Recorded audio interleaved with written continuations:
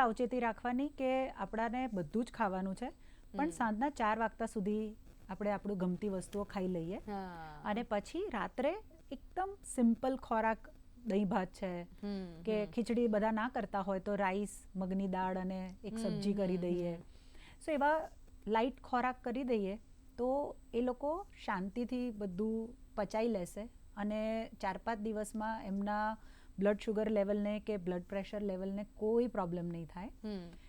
Blood શુગરવાળા જેને high diabetes રહેતો હોય, સો એ લોકોએ 12 વાગતા સુધી બધું ખાઈ લેવાનું. એટલે એમની પાસે આખો દિવસ છે આ બધું પચાવવા માટે.